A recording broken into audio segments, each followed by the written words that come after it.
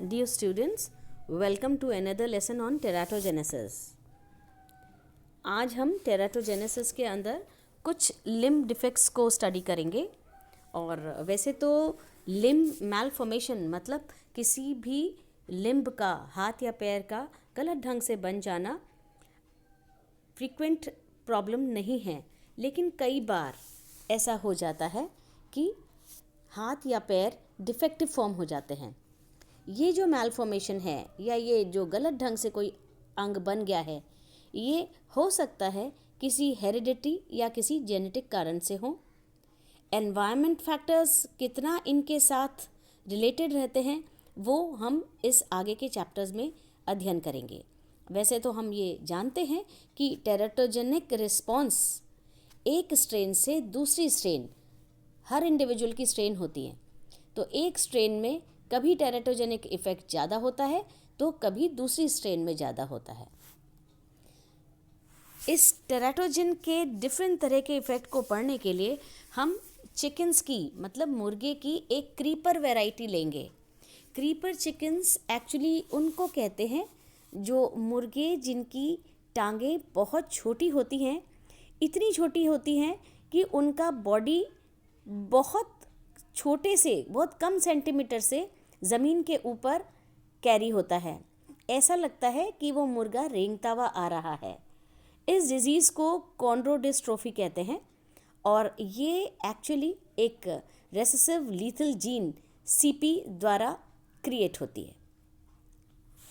So this type of a disease is found in chickens, जिसकी वजह से ये नाम रखा गया है क्रीपर। अगर किसी भी भ्रूण के विकास के समय कोई भी फैक्टर में हम चेंज लाएं या कोई भी फैक्टर चेंज होता है तो ये चेंज एम्ब्रियो के जेनेटिक ऑर्गेनाइजेशन को चेंज कर सकता है, और कुछ इस हद तक अगर चेंज कर देता है कि उसका जब फॉर्मेशन होती है तो इनकम्प्लीट ऑर्गन बन जाता है। ऐसी असंगति का कारण आनुवांशिक कहा जा सकता है। एम्ब्रियोजेनेसिस में ऐसे बहुत सारे उदाहरण देखने को मिलेंगे। अभी हम बात कर रहे हैं क्रीपर वैरायटी की। नाउ मुर्गी में एक जीन पाया जाता है, ये फाइन, मुर्गी में एक प्रभावी जीन पाया जाता है जिसकी हीट्रोजाइगस कंडीशन में मुर्गी की टांगें छोटी रह जाती हैं। इस कारण जब वह चलती है तो भी ऐसा लगता है मानो वो रेंग रही है। इस अवस्था को क्रीपर स्टेज कहते हैं और इस जीन का नाम सीपी रखा गया है। हीट्रोजाइगस कंडीशन में सीपी के साथ कोई दूसरी जीन प्रेजेंट होती है। सो सीपी सीपी दो का कॉम्बिनेशन नहीं होता, सीपी किसी और जीन के साथ प्रेजेंट रहती है। अगर दो क्रीपर यानी हीट्रोजाइगोट्स को क्रॉस किया जाता है तो जो हमें पाए जाएंगे उसका अनुपात रहेगा, दो तो हमें क्रीपर मिलेंगे, एक हमें नॉर्मल मिलेगा और एक हमें सीपी सीपी तरह का जीनोटाइप मिलेगा जो आगे जाके ज़िंदा नहीं बचेगा क्योंकि इसकी जो लाइफ है वो बहुत कमज़ोर होती है। ये तो एक्चुअली था मेंडेलियन जेनेटिक कॉम्बिनेशन, पर हकीकत में ये जो क्रीपर का स्ट्रेन है वो इस रेशियो को थोड़ा से अलग लेके चलता है और हम इसके अंदर जो दिखाए जा रहे हैं जो मेंडेलियन जेनेटिक से थोड़ा सा डिफरेंट है। कहने के लिए बात वही है कि जब भी क्रीपर वैरायटी की ये डिफेक्टिव जीन एक जैसी दो डिफेक्टिव जीन एक इंडिविजुअल में आ जाएंगी तो वो इंडिविजुअल मर जाएगा, क्योंकि होमोजाइगस, इस तरह के होमोजाइगस इंडिविजुअल्स नहीं बच पाते। स्पष्ट है कि ये जो समयुग्मी स्टेट है, होमोजाइगस कंडीशन, ये जीन्स लीदल होते हैं और ये उस जानवर को मार देती हैं। जब सीपी मतलब एक सीध होमोजाइगस कंडीशन में ये घातक अवस्था, इनका अध्ययन करा गया तो उसमें से पाया गया कि 90% तो इंक्यूबेशन के तीसरे दिन मर गई और 10% इंक्यूबेशन के 19th दिन तक जिंदा रही, उसके बाद वो भी मर गई। इसका मतलब CP-CP खुद कॉम्बिनेशन एक लीदल कॉम्बिनेशन है या घातक कॉम्बिनेशन है, क्योंकि इसके बाद मुर्गी के बच्चे बचते नहीं हैं। अब वैज्ञानिकों ने थोड़ा सा इस क्रीपर वैरायटी के ऊपर जेनेटिक चेंज कराया और साथ में उनका एनवायरनमेंट भी चेंज कराया। हम देखेंगे कि कैसे जेनेटिक फैक्टर को चेंज करके या कैसे एनवायरनमेंट के फैक्टर को चेंज करके बच्चों के प्रोडक्शन में चेंज आता है। तो पहले एक्सपेरिमेंट में साइंटिस्ट ने CP-CP मतलब होमोजाइगस कंडीशन, इस प्रकार के जो एम्ब्रियो हैं इनका जेनेटिक एनवायरनमेंट चेंज किया। 38 डिग्रीज टेम्परेचर पर इंक्यूबेशन करने पर जो जल्दी मरने वाले एम्ब्रियो थे उनका परसेंटेज 6.5 कम हो गया। 35 डिग्रीज सेंटीग्रेड टेम्परेचर पर जब इनका इंक्यूबेशन किया गया तो जल्दी मरने वालों में से 17.2% कम हो गए। इसी प्रकार क्रीपर जीन का जेनेटिक एनवायरनमेंट जब चेंज किया गया तो इसके लिए क्रीपर को बेंटम मुर्गे के साथ क्रॉस करवाया और उसकी सेकंड जनरेशन में दोनों में से CP-CP स्टेज के एम्ब्रियो प्राप्त किए गए। जब इनमें पहले के तरह टेम्परेचर चेंजेस का स्टडी किया गया तो जो रिज़ल्ट आया वो 38 डिग्रीज पर 18% और 36 डिग्री पर 41% एम्ब्रियो जल्दी मरने के बजाय देर से मरने वालों में शामिल हो गए। दैट मीन्स अगर टेम्परेचर का चेंज किया जाता है तो उनके जो सर्वाइवल का टाइम था, जितने दिन वो ज़्यादा देर जिंदा रहे, वो थोड़ा बढ़ जाता है। ऑफ कोर्स डेथ तो होनी ही है, क्योंकि ये जो कॉम्बिनेशन है CP-CP का, ये खुद ही एक घातक कॉम्बिनेशन है और बच्चा आगे बचेगा नहीं। CP-CP अवस्था, ये जल्दी मरने वाले जो एम्ब्रियो हैं, एक्चुअली इसका कारण ये रहता है कि जो योक वेसल्स होते हैं वो CP-CP होमोजाइगस वाले कंडीशन में, इसमें योक वेसल्स सर्कुलेशन के साथ कनेक्ट नहीं कर पाते। तो जब सर्कुलेशन के साथ ये कनेक्ट ही नहीं कर पा रहे तो आगे जाकर के इनको नरिशमेंट मिलने में प्रॉब्लम आ जाएगी। इनका जो हेड का डेवलपमेंट है, सिर का विकास, ये समय से पहले रुक जाता है और इनका नेत्र रुडिमेंट वो भी छोटा रह जाता है। Overall it causes death of the organism. देर से मरने वाले ये जो होमोजाइगोट्स की डेथ, मतलब जो बच्चे थोड़े दिन तक ज़िंदा रह गए, 19 दिन तक ज़िंदा रह गए, मतलब वो देर से मरे। उनका देर से मरने का कारण था एनीमिया। एनीमिया इसलिए क्योंकि ऐसे बच्चों की हड्डियाँ ठीक से डेवलप नहीं हो पाई, इसीलिए वो डिज़ीज़ का नाम था कॉन्ड्रोडिस्ट्रोफी। हड्डियाँ उनकी ठीक से डेवलप नहीं हुई तो इसके कारण जो RBC का डेवलपमेंट होता है बोन मरो के अंदर, वो नहीं हो पाया। RBC नहीं थी तो एनीमिया हो गया। एनीमिया के कारण ये बच्चे 19वें दिन मर गए। सो ये सारे जो इफ़ेक्ट्स थे, इनसे हम ये कंक्लूजन निकाल सकते हैं कि हाँ, ये सही है कि लीदल जीन या घातक जीन की प्रेजेंस एम्ब्रियो में हर कंडीशन में थी, लेकिन बाकी का जो जेनेटिक एनवायरनमेंट था उसके ऊपर इफ़ेक्ट भी बच्चों की सर्वाइवल रेट के ऊपर अफेक्ट डालता है। तो जेनेटिक एनवायरनमेंट चेंज किया जाता है तब सर्वाइवल भी चेंज हो जाता है। So this was the conclusion which was drawn from this particular experiment. अब बात करते हैं कुछ टर्म्स की। इन टर्म्स में आती है gene penetration and gene expressivity. So gene penetration ये एक्चुअली किसी भी जंतु के अंदर किसी जो जीन को धारण किए हुए होता है उसका प्रभाव न दर्शाए, ऐसी संभावना हो सकती है। जिस प्रकार उस जंतु का प्रतिशत जो किसी जीन को धारण करे वह उसका लक्षण दिखाए, उसको भेदन कहते हैं।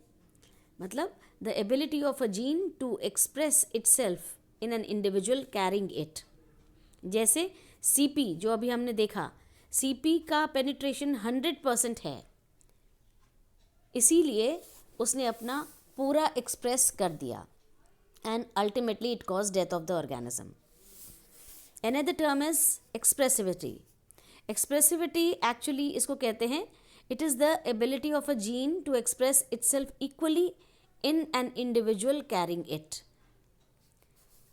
कोई जीन 100% पेनिट्रेशन प्रदर्शित करते हुए भी सभी एनिमल्स में इक्वली प्रभाव दिखाए, ये ज़रूरी नहीं है।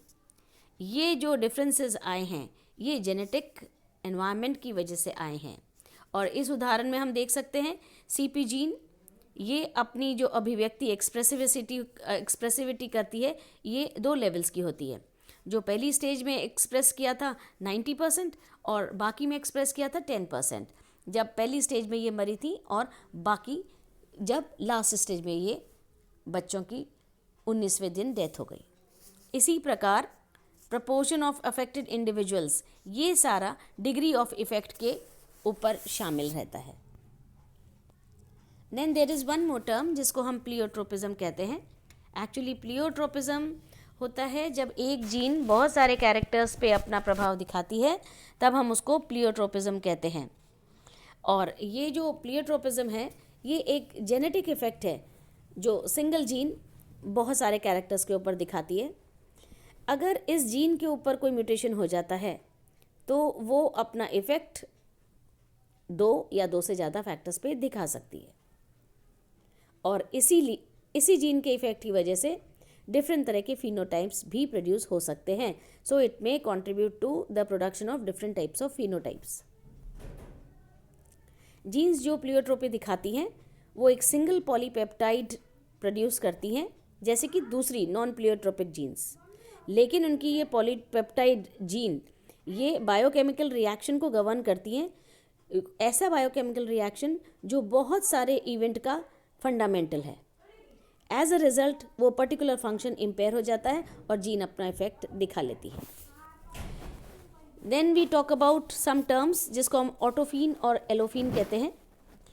ऑटोफिन एक्चुअली ऑटो मीन सेल्फ। अगर कोई भी टेराटा, मतलब टेराटा वो होता है जिसके अंदर कोई विरूपति होती है या डिफेक्टिव प्रोडक्शन होता है, अगर कोई भी विरूप की उत्पत्ति म्यूटेटेड जीन के सीधे इफेक्ट से हो तो इसे ऑटोफिन कहते हैं। Means if the production of an effect is the direct result of mutation, तब तो हम उसको ऑटोफिन कहते हैं।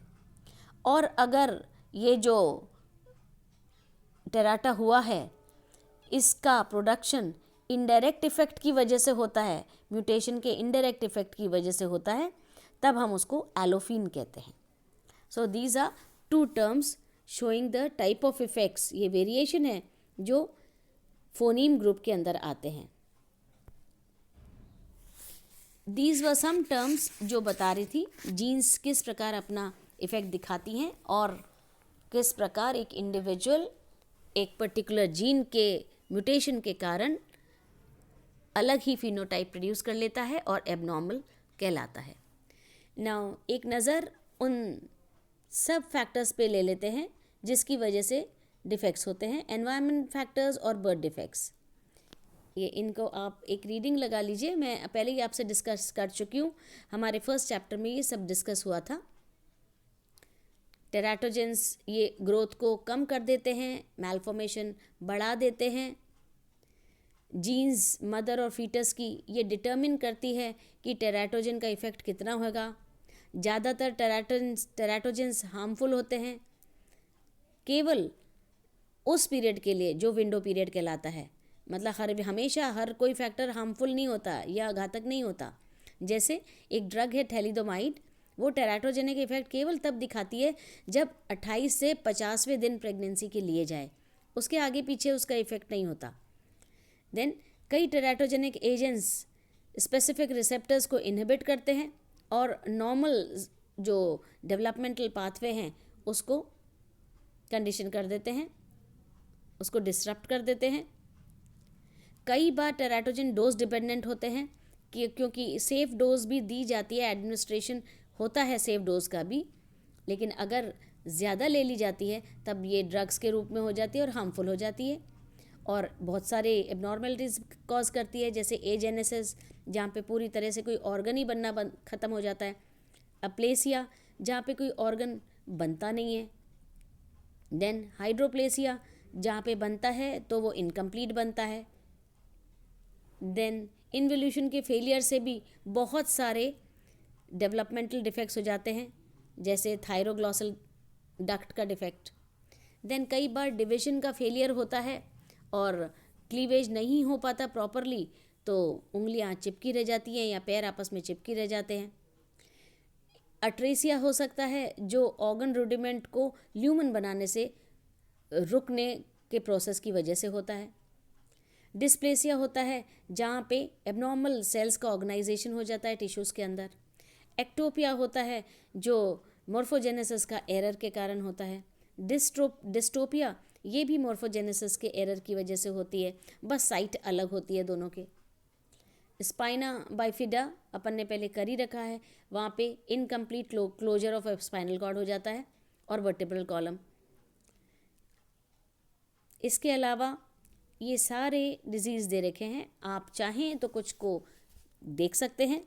एक्रेनिया जहाँ पे क्रेनियम ही नहीं बन पाता, मतलब ये जो हेड आपके सर के ऊपर दिख रहा है आपके बॉडी के ऊपर, क्रेनियम यही नहीं बन पाता। ऐसी बहुत सारी डिजीज़ हैं जो कोई ना कोई टेराटोजन की वजह से उनका नॉर्मल डेवलपमेंट नहीं हो पाता, तो वो अंग बनना अधूरा रह जाता है और कोई ना कोई डेवलपमेंटल फेलियर हो जाता है और वो इंडिविजुअल जो पैदा होता है वो एबनॉर्मल दिखता है। So this was the process of teratogenesis. ये आज जो बात करी थी ये कुछ डेवलपमेंटल डिफेक्ट्स की बात की थी। ये क्रीपर जीन अक्सर आपके एग्ज़ाम में पूछी जाती है, तो आप प्लीज़ इसको अच्छे से देखना। एक और टर्म है जिसको हम फिनोकॉपी कहते हैं। फिनोकॉपी ये फिनोटाइप में ऐसा वेरिएशन है जो एनवायरनमेंट कंडीशन की वजह से प्रोड्यूस होता है, और इसमें ये जो ऑर्गेनिज्म का फिनोटाइप एक ऐसा फिनोटाइप मैच करता है जो जेनेटिक फैक्टर की वजह से डिटरमिन किया जाता है। ये म्यूटेशन नहीं होता क्योंकि ये नॉन हेरिडिटरी होता है। So with this we finish a very important topic on teratogenesis. Next time हम कोई दूसरे टेराटोजेंस के बारे में पढ़ेंगे। Thank you.